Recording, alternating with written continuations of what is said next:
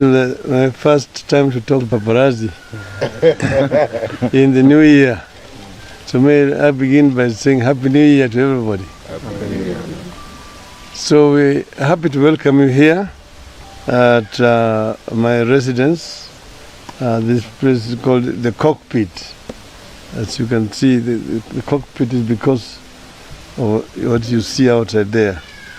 I have here been visited by a team that calls itself Team One Nation, led by Mr. Maina Njenga.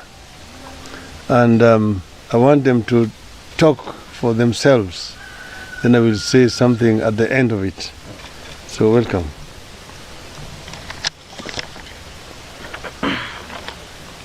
Members of the press, ladies and gentlemen, good morning. Good morning. Good morning once more. Good morning. So today we have had a very fruitful engagement with the Prime Minister, and we are Team One Nation. This is a team that is comprising of people saying that we need one nation, one leader, and one people. Okay. This way. I'm short. Yeah. This way. This okay? Yes. I'm Ambassador Victor Njeru, ambassador of all the universities in the country, and also the ambassador of Team One Nation. So today we have had a very fruitful engagement, courtesy of the Prime Minister and Honorable Maina Njenga, who is the patron of the Team One Nation. And what we want to say is we want one leader at a time and one nation. The many differences that have been bringing us together as a country, the Prime Minister and the President had a conversation, and now going ahead we are going together as one nation. And what we want to do is many things that happen in the history. We are going to back to the roots and looking at where the problem started. And looking at the whole problem started is where we're going to make things right. And us as Team One Nation, we are saying that we don't want people to be divided in the many political affiliations that we have seen, in the many shenanigans that we have seen, like the Hustlers Nation and such. We want to say that we want one leader and a peaceful country. We want a Kikuyu to transact peacefully in Kisumu. We want a person from Kisumu to transact peacefully in Kiambu. And going ahead, this country will never be the same again. So even as the people of Mount Kenya region, we are saying that people who are not, those people who are saying that they are not ready for BBI and BBI is not in Central Kenya. BBI is coming in each and every corner of this country. So people get ready. 2021 is a very busy year. We are going to each and every corner, to each and every homestead, spreading the word peace and spreading saying that this is one nation. So what we want to do is that get ready for us, and we also want to congratulate Honorable Maina Njenga for being appointed by the Prime Minister as the ambassador of BBI. So we are coming to each and every corner under the leadership of the Honorable Maina Njenga, the Prime Minister, and get ready. We want this nation to be one. Get ready for a generational change and get ready for new political affiliation and inclination. Thank you very much. My name is Stanley Mudengi, and I'm the National Coordinator, Team One Nation. So today we have had a very peaceful and fruitful engagement with His Excellency, the Right Honorable Prime Minister Raila'S and our patron Maina Njenga. And we have come to a conclusion that we are going to move to each part of this country, preaching peace and peace through BBI. BBI is the only thing that will bring peace in this country, because initially we have had elections, and after the election we have post-election violence. So we have said as youths of this country, because we are the ones who are being used to kueneza hii vita katika nchi yetu ya Kenya, we are saying very categorically that we are no longer going to be used to spread violence in our country. And therefore, as Team One Nation, we are saying that Raila'S Tosha, na hao watu wote wanasema ati wheelbarrow. We are saying that we are not going to use 16th century machine, because that is not empowerment. So we are going to be empowered through BBI, because BBI has factored in the interest of our youth, it has factored in the interest of our women, and also it has factored in the interest of the elderly people. So BBI is the only thing that is going to unite all the tribes in the entire country, that is going to unite our elderly people with the youths, that is going to unite our fathers with our mothers. And we are saying BBI Tosha. Na mtu yoyote anasema anapinga BBI, huyo ni mtu anapiga unity in our entire country, and that is the enemy of the people. So those people who are calling themselves the Asla, they are spreading violence in our country, trying to create antagonism between different groups. They are saying that there is this group and there is this group of the rich people. The rich people, they depend on the poor people, and the poor people also depend on the rich people. So that's why we came up with the Team One Nation, because we are one people and we have only one president, who is Uhuru Muigai Kenyatta, and our Right Honorable Raila Amolo Odinga, who is the people's president. Na tunamuunga mkono. Viva! Viva! Members of the press, good afternoon. Team One Nation, oye! Oye! Team One Nation, oye! Oye! BBI! Amani sasa! Kenya moja. Amani sasa! Kenya moja. My name is Dennis Mbanda. I'm the chairman of Team One Nation and also a youth leader from Kisumu County.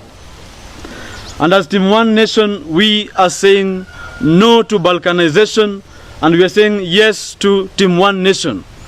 We are saying no to tokenism, and we are saying yes to one nation. We are saying no to gerrymandering, and we are saying yes to Team what? One nation. And as leaders of this country and young leaders of this country, we have had a fruitful discourse with His Excellency Raila Amolo Odinga, and we have decided that from today moving forward, we are going to bring youths across the 47 counties of this nation, and we are going to carry out civic education about BBI from the smallest village to the biggest village, because we are saying that nobody decided to be a Luo or a Kikuyu or a Kalenjin, and therefore as young people we've resolved that we shall not use our second names, and we will not be used by our political leaders to divide us. Team One Nation, oye! Oye! Team One Nation, oye! Oye! Thank you so much. Ladies and gentlemen, I'm Bishop Honorable Rose Atieno Kisere Malanganga, and I'm here to endorse the BBI because I've realized there are many people telling many lies to the Kenyans. Number one, there are people telling Kenyans that BBI is going to overburden the common mwananchi. I want to make this very, very clear. In the BBI, the three major offices which are created, the Prime Minister and the 2 Deputy Prime Ministers, these people are going to be members of Parliament, meaning that there is no any extra salary that they are going to be paid. They are only going to be paid small allowances to run the office. So this is a lie by telling Kenyans that BBI is overburdening mwananchi. It is not true. BBI is the best thing that has ever happened to this country. Right now, I've been going through all over the country as a preacher and as a politician, and I've realized there's a lot of development. You go to any county right now, there is money flowing down there, and that is happening only with 15%. So what is going to happen when we are going to get 35%? There is going to be money in every county, so every Kenyan is going to benefit. God bless you and thank you. I endorse BBI. Thank you, Bob. Members of the press, good afternoon. My name is Grace Kariuki, an MP aspirant from Laikipia East. I am delighted and humbled to be here and to have chaired a meeting with His Excellency President Raila Amolo Odinga. I want to be very categorically on BBI and say why we should endorse and why we are here to endorse BBI. With the current constitution, we know that the post for women, which were women reps, were only to be there for 10 years. But the good thing with the BBI has come to make sure that all women have been considered, whereby we shall be having a senator woman who will be there in Senate and ensure that money has been brought to the counties. Yeah. And secondly, we know that there was a bill that was brought to Senate saying that the Parliament need to be dissolved simply because the 2/3 gender rule was not followed. But with the BBI has created this platform for women, where we've been crying for very many times that women have been left out. And thirdly, when it comes to youth, who are over 60% of this republic, we've seen the youth that they'll be getting funds whereby they're able to start businesses and given approximate of 5 years, paying the same amount with no interest. So as a young politician, we are there to endorse BBI and to say that we should not be told why BBI is not good. We should go and read the BBI and see the benefits, how we as Kenyans are going to benefit. And that, last but not the least, always whenever we had elections, we had our economy had to go at a standstill, which makes our economy to go down. So basically, if we have BBI, that even during the times of election, we have no mercy in learning of the country. So basically, that's why we are supporting BBI, to ensure that we have one Kenya and we have unity among the 47 tribes in Kenya. Thank you so very much, and God bless.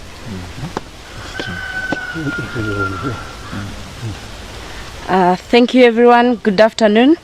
My name is Lilian Nabuleje. I'm aspiring to be a governor Laikipia County next year. I want to thank God for the leadership of Kenya and those people who have given themselves selflessly to support Kenya.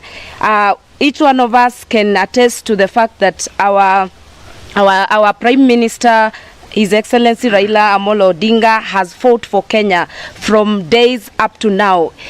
All the developments, most of the developments that are taking place right now, the road network and all that, he was the initiator of it. So given a chance that is behind BBI, and given all the chances that BBI is bringing to us as academicians, as the youth, as women, I support BBI. And on the same note, the people have talked about BBI just from others. They have not had time to read BBI. I'm encouraging the youth to get into BBI report, read it, and give the people who are everybody who is depending on them informative information, for lack of a better word. Don't just go around dismissing what people have invested time in, with just one statement that BBI is just for creating positions for people.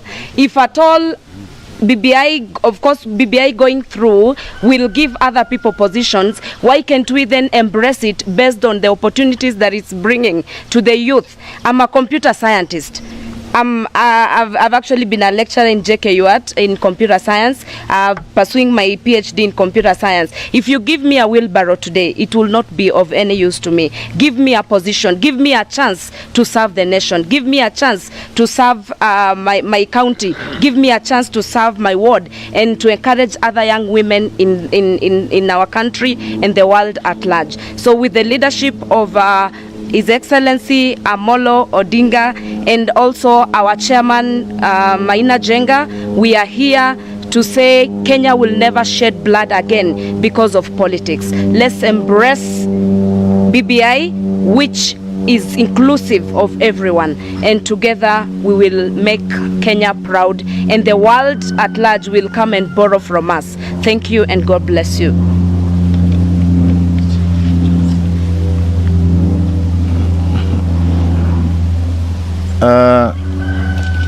Today we have come here because we wanted to reason together. We met Baba, and Baba will remain to be Baba for all people. And we have decided that this country must come together for one purpose. And we have to have one system of leadership so that we can be able to run the country in a good manner. You remember a long time ago, during an election period, Baba has been winning election, and every time there is violence. This time around, we want to tell you, Baba, with your principals who want to be candidates, of which you are going to manage them, I want to tell you that this system of BBI is the best for this country. In fact, BBI is giving opportunity to every region to be represented by its leader. When we come to BBI, we see that the position that we had for women rep, that is going to be in the Senate, is also going to be given money to spend as they used to have. There has been a lot of differences. People were not understanding, saying that the money that was with the women rep is going to be removed. No, it is going to be there. I am the ambassador of peace and also the ambassador of BBI.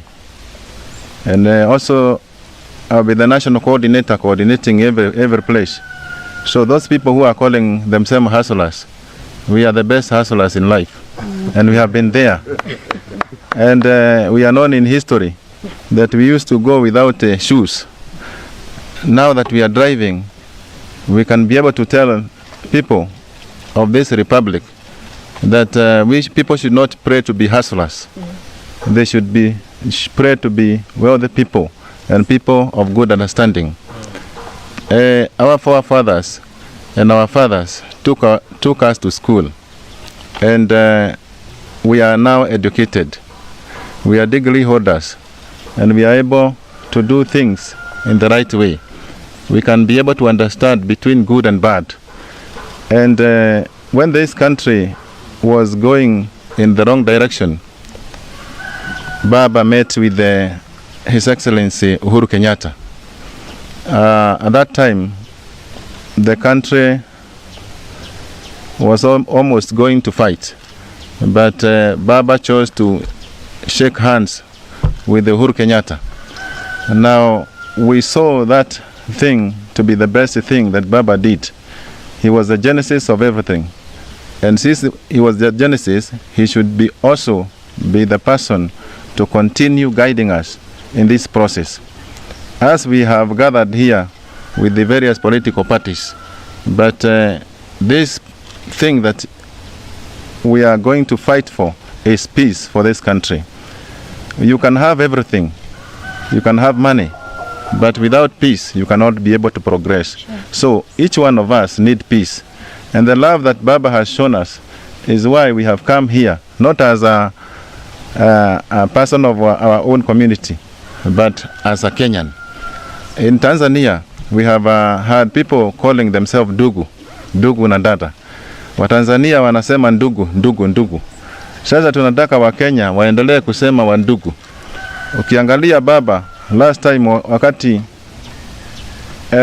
walikuwa uchaguzi na kina Kibaki, Baba alisema Kibaki tosha.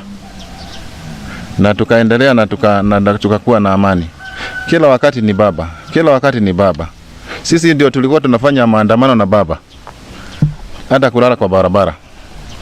Sisi ndio tumeishi kwa jera na Baba. Hata ile sero ulikuwa mimi niliingia hapo. Ilisemekana sisi ni watu wa kufanya maandamano. Sasa ndio sisi tumekuja sasa kusema sisi tunataka amani. Na watu wengine sasa wameanza kusema ati wanataka watu waendelee kuhaso. Sasa unahaso paka lini? Serikali inafaa kuleta ile kazi ilisema kazi milioni moja. Kazi milioni moja. Hii kazi vijana wapewe. Patia kazi ambassador, patia mwingine waziri, head of parastatos, lakini si kupea mtu wheelbarrow. Wheelbarrow ni mimi ninafaa kupea mtu ama kijana mwingine apea mtu mwingine wheelbarrow. Lakini hiyo ni kitu unaweza jitafutia. Sisi tunataka opportunities. Hii Kenya yetu yote tuko watu milioni na mamilioni na makabila. Sasa ukiangalia hii timu yetu, sio hii timu, tuko 47 counties, represented in every 47 counties. Na sasa tutazunguka kila pahali na tutasaidia Baba kupanda mlima. Utaweza? Utawezana? Ukipewa utawezana? Sasa tutasaidia Baba kupanda milima. Na usidanganywe na mtu Baba. Hapa hakuna upinzani. Watu wote wanajua Baba ni nani. na wanajua baba anaenda kwenda. Sisi tumekuwa na Mheshimiwa Gideon Moi ambaye ni chairman wetu wa KANU, na tumekubaliana ya kwamba tutashikana mikono na watu wa BBI. Tumesign contract na Jubilee. Pia ODM inakuja kufanya kazi. Mheshimiwa Uhuru Kenyatta ametuwekea mkono. Sasa tusonge na tusafishe Kenya. Mheshimiwa, tunakuambia wazee kila wakati wanaenda huku Bondo kukula nyama na kukula nini. Hata hawa vijana wakubalie watu 10,000 wajae huko Bondo tuogelee Lake Victoria na tuone vile tutashikana na hawa vijana. Tukirudi kutoka huku kwa lake tukule masamaki, tukue kama Wajaluo. Sasa tutaweza kupanda hii milima. Na baba, usiogope. Last time ulisema uliona sijui crocodile. This time there will be no crocodiles. We are going to clear everything. Na safari itakuwa safi. So baba, tunakuambia tuko na wewe na tuko na hawa wengine, hata ingawa wewe umezidi hawa umri. Na siwezi tutaelewa, wewe utawapanga. Tutaona vile tutaelekea hii safari. Baba, wewe ni jirani hapa. Mimi nilikuja kunywa chai kama jirani. Na tumeishi hapa miaka yote. Sijaona mambo yote. Baba amekuwa mtulivu. Sisi ndio machairman ya kijiji hii, na tumekuwa hata akiitwa mkutano ya kijiji anakuja na atambui yeye ni prime minister, na tuna organize yeye, na akitu organize yeye pia ni vizuri.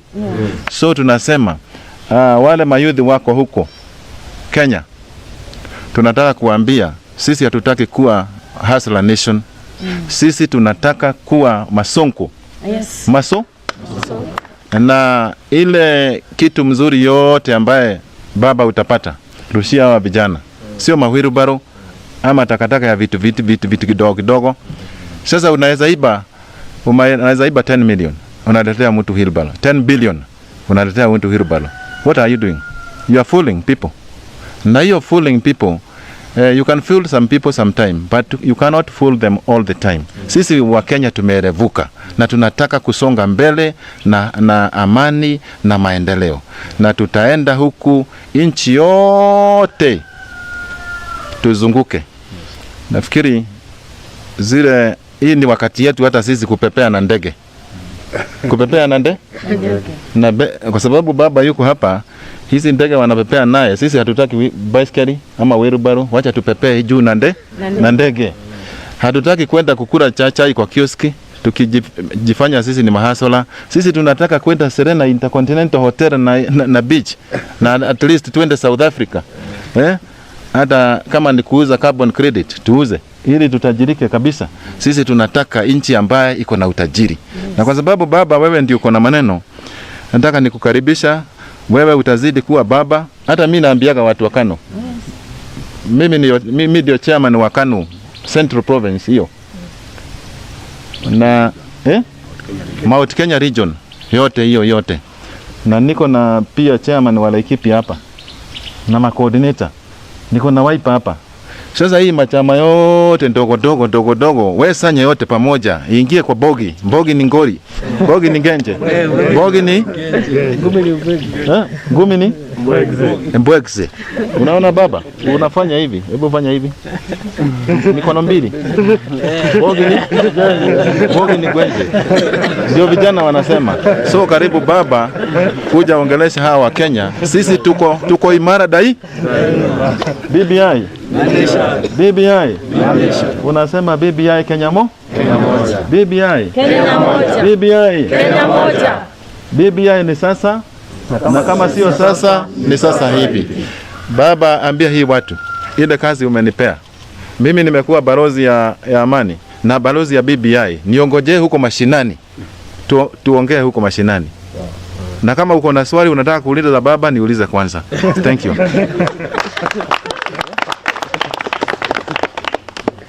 Asante. Vile nilivyosema, I welcome this team here this morning. It's a team of, you can see, young people. Some of them are student leaders, some of them are youth leaders, some of them are coming up entrepreneurs in our country. And we have spent a good time, a good portion of this morning talking about a number of issues. I've taken them along the journey down the memory lane to where we're coming from, because most of them are young people. You are not there when we had a colonial government in this country. They don't know what colonialism was like, what kind of animal. They don't know how independence came about. Then they don't also understand the post-independent development until they came about. And this happens to be the biggest portion of our society today. Over 75% of our population are people who were not there when we got independence. So therefore they don't understand, and that's why some of them sometimes make uninformed decisions. But it is good that to have this conversation, because they also have informed me about their own experiences in life, the kind of challenges that they are facing in our society today, and what they also see as possible solutions to those challenges and problems.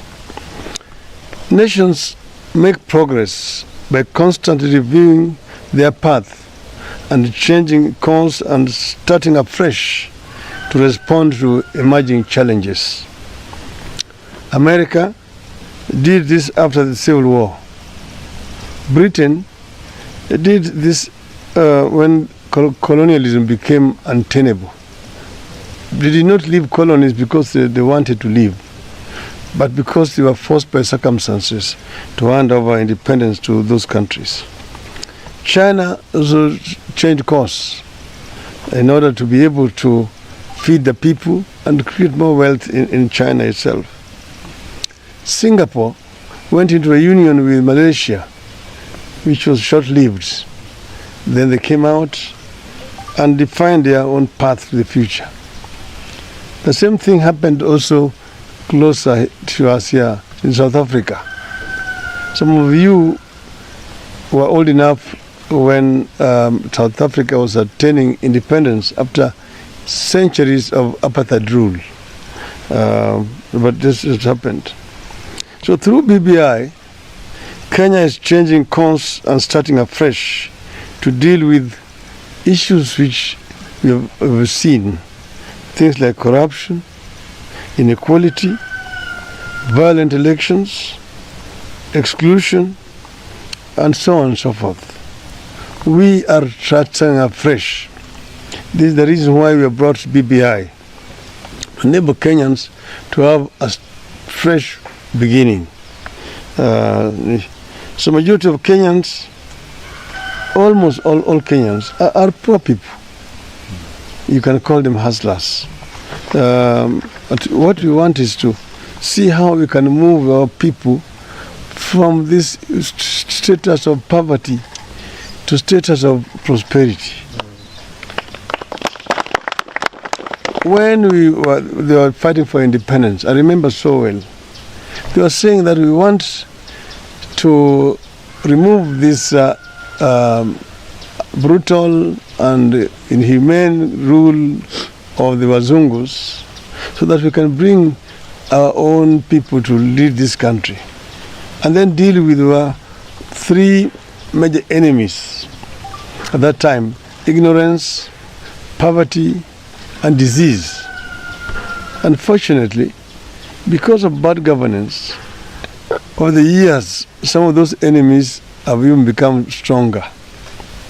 Like poverty, still with us up to now. A number of Kenyans still cannot access health care.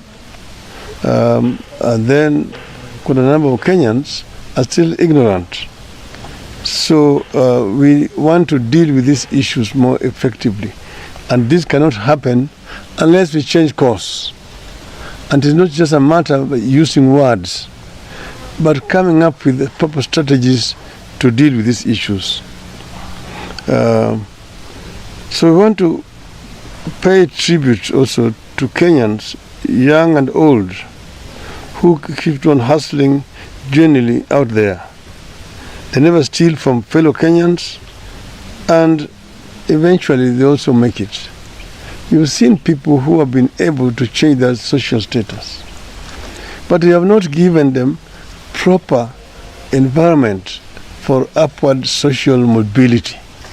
This is what we need. That if somebody was born in poverty, he is not condemned to live and die in poverty.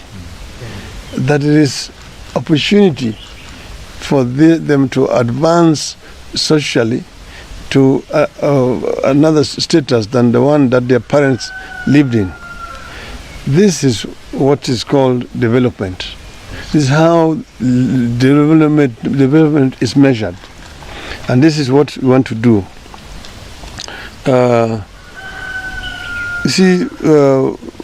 Say that the people who are disadvantaged are there in plenty. The BBI wants to create a level playing field for all of them. This is what we are talking about. And it's not sweet talking the people. I gave the example the other day of Germany, and I can repeat it today here. I lived in Germany for 8 years. And when I went to Germany, it was reeling from the effects of the Second World War. How did they get to the Second World War? This was because of a dire situation created by the Great Depression of 1933, from late 20s to 33, where people were completely deprived. There were no jobs had collapsed, industries had collapsed, there was poverty, there was hunger all over the place. In the midst of all this, one Messiah, in inverted commas, emerged. A young man called Adolf Hitler. And he was a sweet talker, and was able to convince a youth. He gave them brown shirts they were wearing. They were all shaving their hairs clean and moving around. That we want a new Germany. The Germany will be great again. And he identified the Jew as the enemy, merely because as a small young boy, he had a Jew teacher who, while punishing him, caned him so painfully. So to him, a Jew was an enemy. Then began to say that all Jews are bad. The only good Jew is a dead one. But even the dead one, if his bone scratches you, you will die. So he says what they call the final solution to the Jewish problem was to exterminate them. And he started the war against the Jews. People and came up with an ideology called the Aryan race, Arya. After they had killed so many Jews, then he now and they had put up a big machinery because he developed a sense of nationalism, of unity. Germany above all. Then now he now was ready now to face other countries. So he declared war, attacked Poland, attacked France, then began the war, and finally attacked Britain, and the whole world was at war. Attacked the Soviet Union. Then war started. At the end of the 10 years, because he told them, give me 10 years, I will give you a new Germany. After 10 years, there was that new Germany, but it was not the Germany those people could recognize. It was a Germany which was totally in ruins. The homes, the villages, the industries were all in ruins, and so many million deaths all over the world. So this is why our people should be careful where we're going.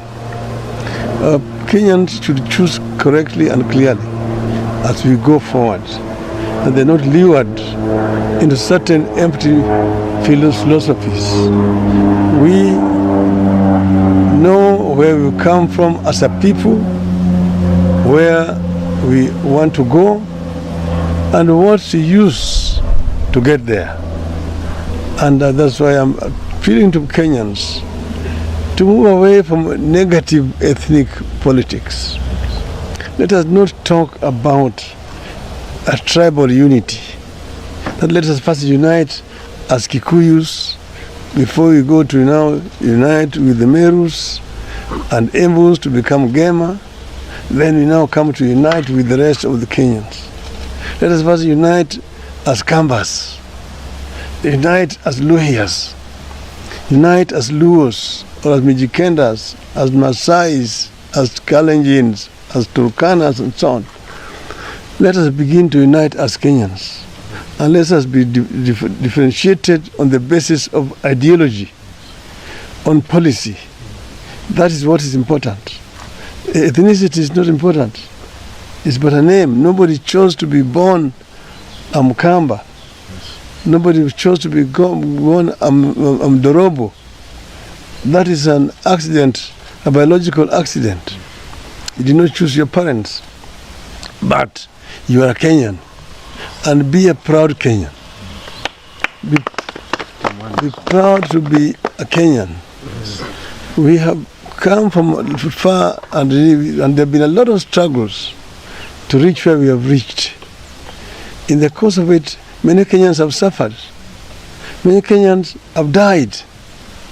Some people don't really understand that there used to be a time when people used to be thrown from 23rd stories of Nyayo House through the window and thrown down, and then they say that they committed suicide.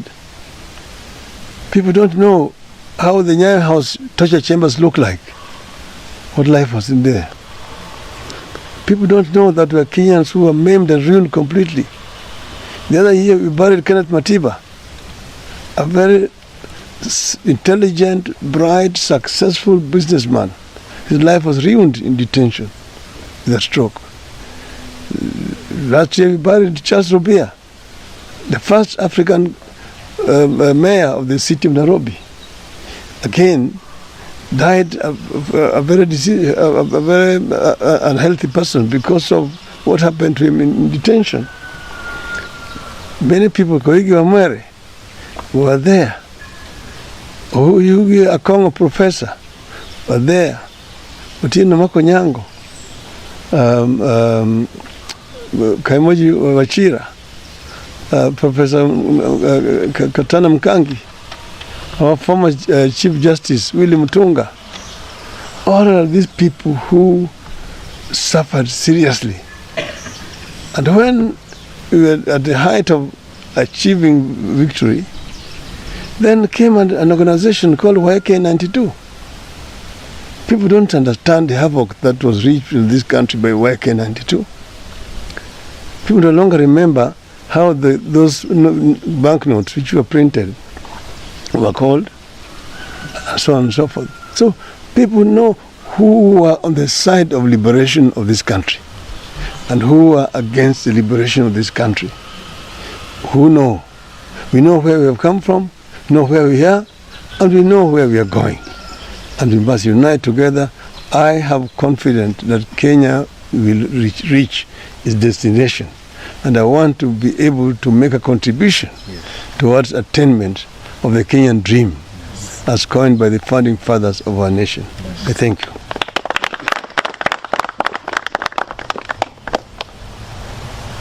Swali? Hakuna. Yes. Kwa Kiswahili kwa kifupi tu, juzi tuliona Rais Uhuru Kenyatta akiwa pale Vihiga, na kwa sasa pia umezungumzia kuhusu masuala ya ubaguzi wa kikabila. Labda unaweza kuhusiana na vile Rais Uhuru alisema kwamba pia ni kimefika wakati wa jamii nyingine pia kuwa kwenye hatima ya uongozi nchini. Jana pia tuna naibu rais alimjibu kwa kama kiongozi wa chama cha ODM. Unaweza kusema kuhusiana na kauli kama hizo ambazo kwa sasa zimezua pinzani sana nchini? No, I mean, Kenyans are all Kenyans. But as you know, Kenya is a multi-ethnic society. And because of this, we must be actually sensitive to the ethnic differences that we have in our country. In a place like in Switzerland, they have even what they call the rotating presidency. They have got the cantons, and the presidency moves from this region to the other, that is the way that they have done it in the society. So in the United States, if you are running as a president, then a president must come from another region, and so on. So different countries have dealt with this issue differently. And I really see no harm in this issue here. If particularly when you see that when particular people are there, the appointments that are made favor the people from their respective communities. If you just go and look at the cabinet of Jubilee of 2013, look at it, look at the permanent secretaries, and then go and look at the heads of parastatals in the country. I wish somebody in the media can come out and do it and publish it even tomorrow, so that Kenyans can see for themselves what we are talking about. Because you cannot be talking about being a nationalist, and when you have an opportunity, then you basically disappoint from your own community. If you look at the Grand Coalition government, and look at how it was appointed, it was of course a very different ballgame at that time. So we must embrace inclusivity. We must understand that each and every Kenyan pays taxes. Taxes are collected in all regions of this country without discrimination. Therefore, don't discriminate when it comes to making appointments to positions in this country. Look at each and every person as a Kenyan.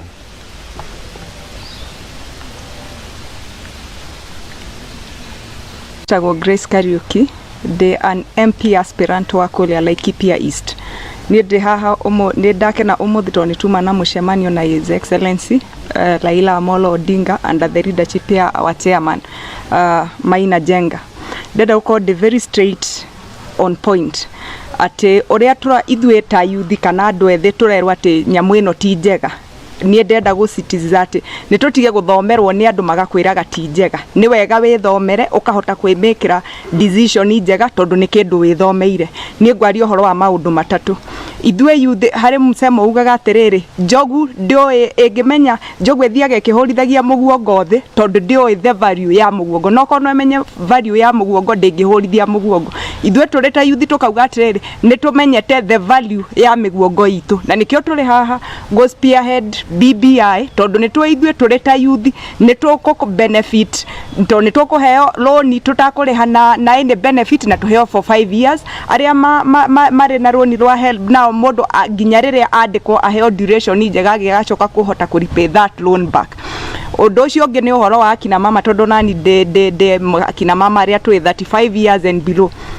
Katiba iria turi nayo thaa ici ikiformulatwo gwatwikite ati giti kia women rep giguthie miaka 10 after 10 years thaa ici no kurehirwo amendment in parliament nigetha giti kiu githie na mbere na ni undu wa BBI korora maundu ta macio tondu kotwika no erehwo no itikirwo na no eregwo ri magaka map with the formula ya kuga ati mutimia ucio rari thiine wa women rep ni akahota kuhuranira giti kiu thiine wa senate koguo maundu maria mari thiine wa county yake agienda matwike articulated ni makatwika address thiine wa senate.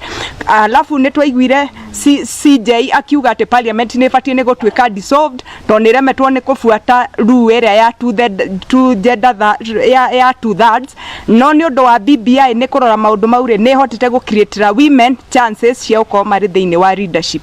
Uhoro wa gatatu uri ratumatu support BBI na tumwire mwithomere BBI ni uhoro wa bururi gukorwo na urumwe hindi ciothe ria twakuhiriria githurano ukoraga ati mundu uria urarutira akoni ndi mugikuyu na ndi na biacara iri Githumo kana ndi na biacara iri kundu kuria kungi ugakora ni urahinga biacara yaku tondu gutire na stability ya economy. alafu after githurano ugakora biacara nyingi ni irugamite koguo bururi wakwa ni urainka hathara nyingi muno ni gukorwo gutire na stability ya bururi koguo ni twauga atiriri BBI ni rarehe urumwe hamwe ati gutire mucindwo na gutire mucindwo koguo ithuothe ri tugakorwo tukiwakina harmony koguo ni wega tu support BBI na tutige kuhe aria maratwira ciana ciao macihete mawira ma deputy ambassador no nie muthomu nawe twoka kureherwo hurubaru ni twarega that narrative na twauga atiriri mundu mwega uga ndukanengere mundu thamaki munengere ndwano agwerwe koguo ithu tutikwenda tutirenda thamaki guka kuheo hurubaru turenda ndwano tugwerwe na ndwano ni mawira maria thirikari yatwirire koguo na twa support BBI izwe youth izwe za kina mama tutafaidika na